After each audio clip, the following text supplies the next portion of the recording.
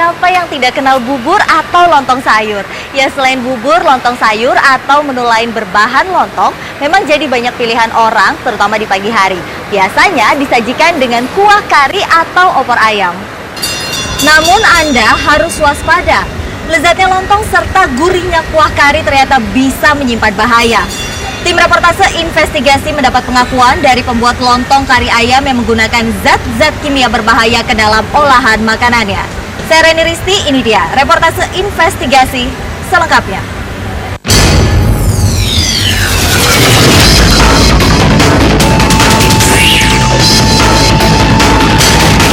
Anda tentu akrab dengan peralatan las yang menggunakan solder. Namun, tahukah Anda kalau salah satu bahan baku pembuat solder itu adalah boraks atau yang biasa disebut pijer atau bleng? Tidak hanya itu, boraks juga biasa digunakan pada industri kayu. Di sini boraks dijadikan pengawet agar kayu tahan lama, tidak jamuran dan anti rayap. Namun ternyata boraks atau dalam bahasa kimianya natrium diborat ini ternyata dijadikan sebagai bahan tambahan untuk membuat makanan. Fungsi boraks sebagai pengawet kerap disalahgunakan. Beberapa jenis makanan seperti bakso, mie, ketupat, lontong adalah jenis makanan yang tergolong sering ditambahkan pengawet. Makanan yang biasa dibubuhkan boraks adalah makanan yang gampang basi atau mudah hancur.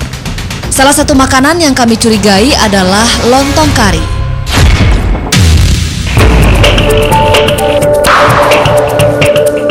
Kami mencoba mengumpulkan beberapa sampel secara acak di sejumlah tempat. Sampel ini kami uji di Laboratorium Fakultas Teknologi Pangan Universitas Pasundan. Dugaan kami ternyata benar, tidak tanggung-tanggung. 7 dari 8 sampel lontong yang kami uji positif mengandung senyawa asam biborat atau boraks. Hasil uji tersebut menggambarkan betapa lazimnya boraks digunakan dalam pembuatan makanan. Padahal, boraks menurut Undang-Undang Kesehatan dan Keselamatan Nasional sangat dibatasi penggunaannya, yakni 1 gram per 1 kilogram pangan. Dan kami pun mendapat pengakuan langsung dari pelakunya. Kami samarkan namanya menjadi Grandong. Lontong sayur. Kalau bahan-bahannya bahan biasa aja. Cuman ayamnya diganti. Ayamnya diganti. Terus bahan-bahan yang lainnya lontongnya juga pakai borak juga. Grandong berdalih, aksi ini dilakukan demi menekan biaya produksi. Pasalnya, jika lontong tidak habis terjual, seringkali harus dibuang. Tapi dengan mencampurkan boraks, lontong yang tidak habis terjual masih bisa dijual kembali keesokan harinya. Ya, sendiri ya dibawa pulang lagi, berhubungkan itunya pakai bahan itu, ya pengawet. Jadi besoknya bisa dijual lagi, tinggal masak lagi, diangetin lagi gitu, besoknya bisa dijual lagi, nggak dibuang. Nah, kalau bahannya itu nggak pakai pengawet itu kan kadang-kadang basi gitu, dibuang juga.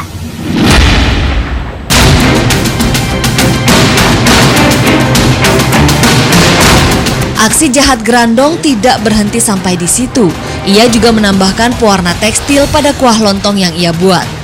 Pewarna yang sebenarnya bukan buat makanan ini akan menghasilkan warna kuah yang lebih cerah dan terlihat menarik. Buat menjadi warna kuning, biar kekuning-kuningan gitu, biar warnanya kuahnya itu sama dengan bumbu biasa aja gitu.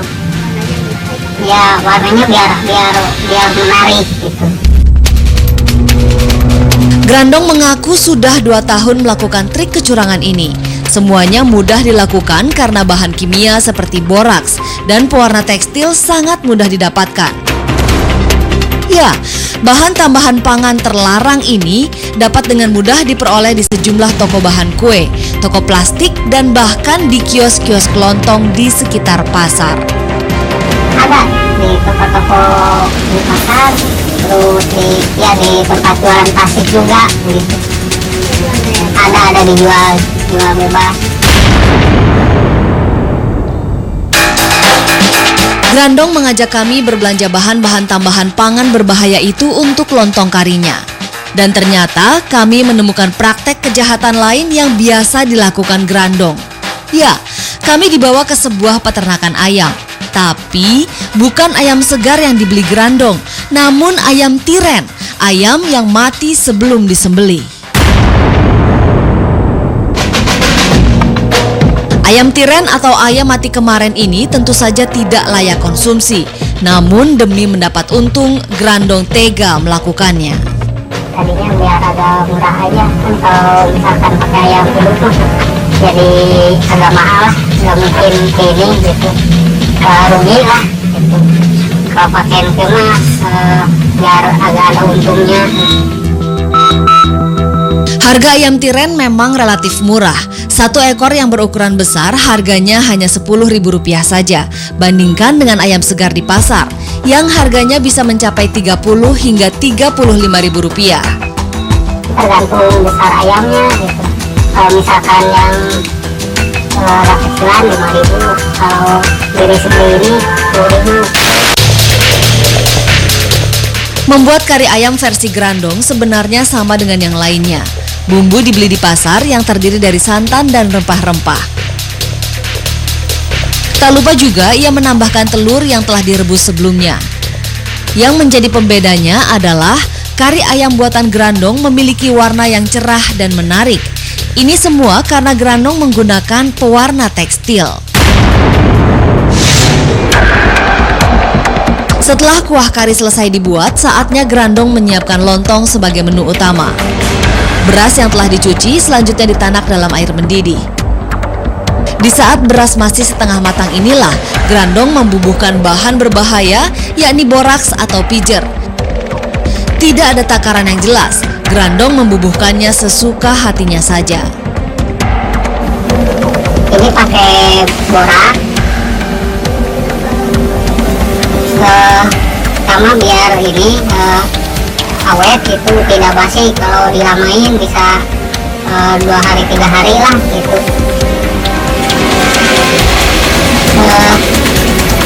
Selain ini bisa padat juga gitu, padat kenyal ya, biar kenyal. Selain membuat lontong lebih kenyal, boraks juga membuat tekstur adonan lebih kental dan mengembang. Normalnya, pembuatan lontong memakan waktu sekitar 7 jam, sampai lontong benar-benar tanak dan tidak mudah basi. Namun dengan tambahan boraks, proses memasak jauh lebih singkat, cukup 2 jam saja. Kemudian lontong kari ayam pun siap dijual. Dengan gerobak dorongnya, ia biasa berjualan di sekitar pasar tradisional pada pagi hari. Tempat seperti ini memang selalu ramai. Itu sebabnya lontong kari ayam milik Grandong selalu ramai pembeli. Kalau jualan ya di pasar, pakai roda, udah biasa, maka punya tempat sendiri. Grandong memang memiliki banyak pelanggan. Mereka tak sadar apa yang mereka makan sebenarnya tidak layak untuk dikonsumsi. Tadinya juga kan saya nggak pakai kayak ginian, cuman dikasih tahu sama temen gitu, cuma ya kalau buat ngirit biaya buat belanja gitu ya pakai yang gitu-gituan gitu. Kalau awal-awalnya sih enggak. Dari pengakuan Grandong inilah kami berusaha mencari pedagang lain yang berperilaku serupa. Di kota yang berbeda, akhirnya kami bertemu dengan Cunul. Tentu saja bukan nama sebenarnya. Dari pengakuannya, sudah 3 tahun ini ia menggunakan boraks dan pewarna tekstil dalam membuat lontong kari ayam. Biar warnanya bagus, jadi pakai ada itu pewarna pakaian, warna pakaian, dan biar warnanya jadi bagus. Kalau ayamnya sih dari pasar, belinya. Ya kalau lontongnya bikin sendiri pakai pijar gitu, kalau sekarang mah pijar itu kayak boraks itu, jadi biar bagus, biar nggak cepet basi.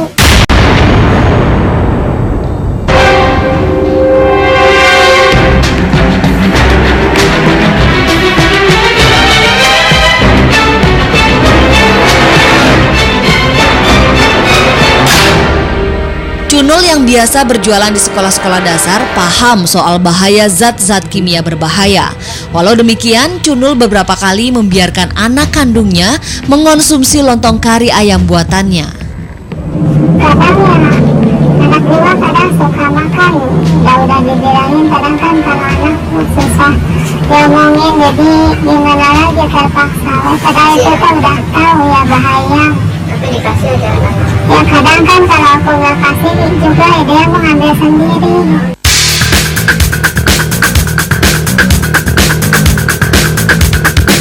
Untuk memastikan jenis, kadar, dan bahaya zat-zat kimia serta cemaran bakteri yang terkandung dalam lontong kari ayam Grandong, kami membawa sampel lontong ke Laboratorium Teknologi Pangan Universitas Pasundan, Bandung. Hasilnya, hampir semua sampel lontong kari ayam yang kami uji mengandung pengawet boraks. Tidak hanya itu, kandungan pewarna tekstil juga terdapat dalam sampel kuah lontong kari buatan Grandong.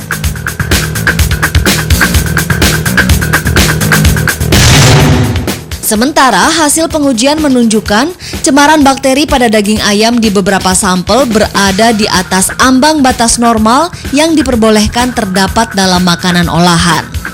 Sakit yang bisa ditimbulkan ya dari Escherichia coli ini antara lain diare gitu ya, muntah, berak ya, seperti itu. Jadi sifatnya gangguan pencernaan. Gitu. Tapi bisa juga dari bakteri yang ada ini kemungkinan bisa juga ada salmonella juga begitu ya, karena ya salmonella sendiri kan antara lain bisa menimbulkan sakit tipes. Cemaran boraks tentu saja berbahaya bagi tubuh jika terlalu banyak dikonsumsi. Gangguan seperti pencernaan hingga kerusakan ginjal bisa timbul karena konsumsi boraks yang terus-menerus. Selain itu, penggunaan pewarna tekstil bagi makanan dapat menimbulkan berbagai efek samping. Dalam jangka pendek ya bisa menimbulkan muntah, mual gitu ya, pusing, tapi yang lebih bahaya itu dalam jangka panjangnya. Jadi dalam jangka panjang itu bisa menimbulkan gangguan fungsi hati, ginjal.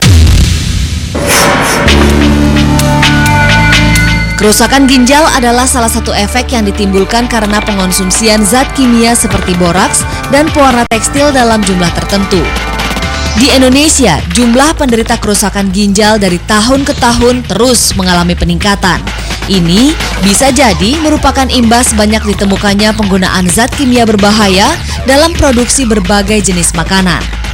Zat pewarna, zat pengawet, itu secara umum tidak hanya dua macam itu saja, boraks yang methyl tadi, tapi rodamin B termasuk. Nah itu semua akan mengganggu fungsi ginjal. Itu pasti memang bahwa tapi itu bersifat akumulasi. Jadi sedikit demi sedikit proses itu akan berlanjut dan akhirnya dia akan mengganggu kerja ginjal.